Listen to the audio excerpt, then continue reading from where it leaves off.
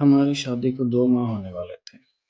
मैं आया ही शादी के लिए था, इसलिए इतनी लंबी छुट्टी मिल गई। वरना अमूमन गैर मुमारक से आने वालों को बस 1 माह की छुट्टी मिलती है। जाने के दिन अब करीब ही थे। उसकी शक्ल से ही लग रहा था कि वो उदास हो रही है। हमने शादी के बाद के दिन खूब अच्छे से गुजारे।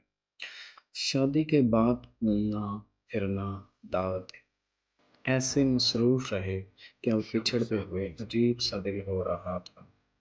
ये तस्वीर का दूसरा रुख था, खाली। मैं तो वापस जाकर काम में मसरूफ हो जाऊंगा, मगर मुझे पता था उसके लिए वक्त गुजारना अजाब होगा। रोज मुझसे पूछेगी कि कब आ रहे हो, जल्दी आ जाओ।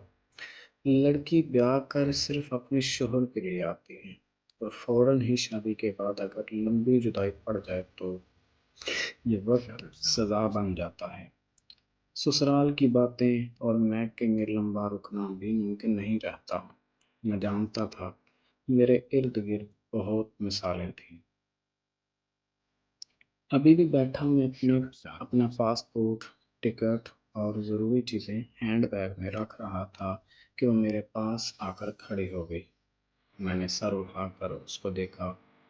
मुझे लगा अभी रो देगी। मैंने उसका मेहंदी और चूड़ों से भरा हाथ पकड़कर चूमा और उसको पास बिठा लिया। जाऊंगा तो तुमको वहां बुलाने का इंतजाम करूंगा ना। ये सारे कागजात निकालना इसलिए एक तरफ कर रहा हूँ। अगर ऐसी शक्ल बनाकर मेरे सामने रहोगी तो मैं कमज़ोर पड़ जाऊँ। मेरे साथ खड़ी होना है तुमको, ना के सामने। उसके ज़बत का पैमाना टूट गया और रोने लग गई। मैंने उसको साथ लगाया, उसका माथा चूमा और उसको रोने दिया। काफ़ी देर बाद फिर ही वो चुप हो गई। उसको सब्र आ गया तो मेरे साथ जोर से चिपक गई। अच्छा चलो बाहर चलते हैं, बारिश हो रही है, आइसक्रीम खाते हैं। वो फौरन तैयार हो गई। ये रिश्ता भी अजीब है। अचानक दो अजनबी इतने करीब आ जाते हैं कि एक दूसरे से दूर जाना मुश्किल हो जाता है। कहाँ कुछ माह पहले हम एक दूसरे को जानते तक न थे, और अब।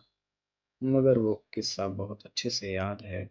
जब मैं नहाकर फ्रेश होकर कमरे में आया तो वो मेरी टी शर्ट को सूंघ रही थी।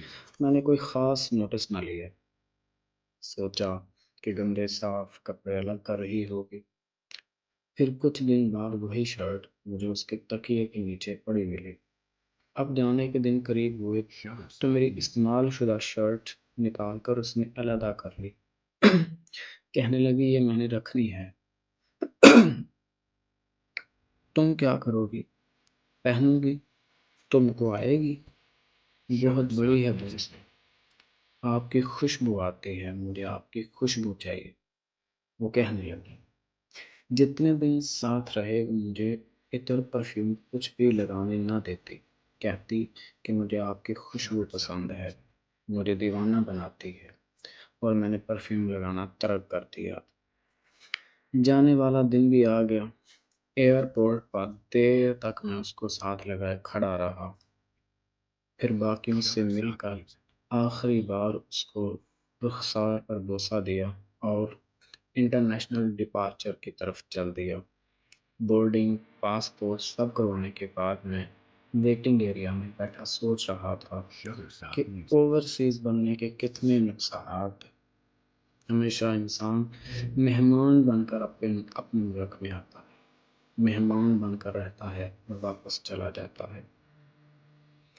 बच्चों की तवज्जो, बच्चों का प्यार बँट जाता है। मेरा भतीजा था, मेरे से खूब दोस्ती थी। जब मुल्क से बाहर गया कुछ दिन तक याद करता रहा, वापस आया तो पहचान ही नहीं। अब ये हाल है कि दिलचस्पी ही नहीं रही। और अब मेरी बेगम। अच्छा, जल्द आने की कोशिश करूँगा, वरना उसको भी वहाँ बुला लूँगा। मगर बाहर लेकर जाना आसान थोड़ा है। अगली छुट्टी जल्द आना पड़ा। बेटी हुई थी। हमने सोच रखा था कि बेटी हुई तो उसका नाम महताब रखेंगे, और अगर बेटा हुआ तो तुम खुद ही रख लेना। पहले बीवी की उदासी थी, अब छुट्टी से वापसी पर बेटी की भी रही।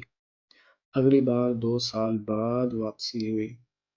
ابھی تک ان کو اپنے پاس بلانے کی ترتیب نہیں بن رہی تھی۔ کنبہ بھی بڑھ رہا تھا اور ذمہ داریاں بھی۔ آہستہ آہستہ بچے بڑے ہوتے گئے۔ میری بیگم کی توجہ اور محبت بٹ گئی، بلکہ اس کا جھکاؤ بچوں کی طرف زیادہ تھا۔ میں بس شناختی کارڈ کی حد تک ضروری رہ گیا، اور جب پیسے بیچتا تب تک ہی مجھے اپنی بیگم کی محبت فقط پہلے 2 ماہ ہی ملی، جو آہستہ آہستہ بٹ کر بچوں میں تقسیم ہو گئی۔ میں اپنے بچوں کو وہاں نہ بلا سکا، مشکل ہو گیا تھا، ہر چیز مہنگی بھی ہو گئی تھی۔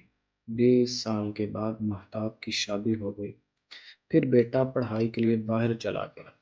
ایک بیٹا اور سب سے چھوٹی بیٹی پاکستان میں ہی پڑھ رہے تھے۔ 30 سال بعد جب میری مستقل واپسی ہوئی تو سب کچھ بدلا ہوا تھا۔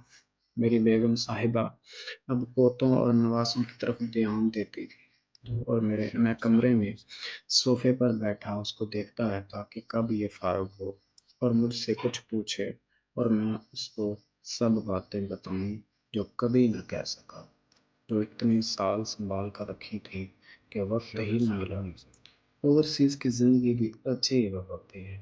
ہمیشہ آپ پردیسی بن کر رہے، اپنا سنہرا دور تو یہ اکیلے اور سفر میں گزار دیتے، نہ بڑوں کی خدمت کر پاتے اس وقت جب ان کو زیادہ ضرورت ہوتی، اور نہ بچوں کا پیار ملتا، نہ خوشی اور نہ کسی کے غم میں شرکت، نہ کوئی سوشل نیٹ ورک، بس کام اور پیسہ ملک بھیجنے۔ یہ بھی عجیب سزا ہوتی ہے، اور اب سب بدل گیا ہے۔ لگتا ہے محبتوں کے لیے دوبارہ جنم لینا ہوگا۔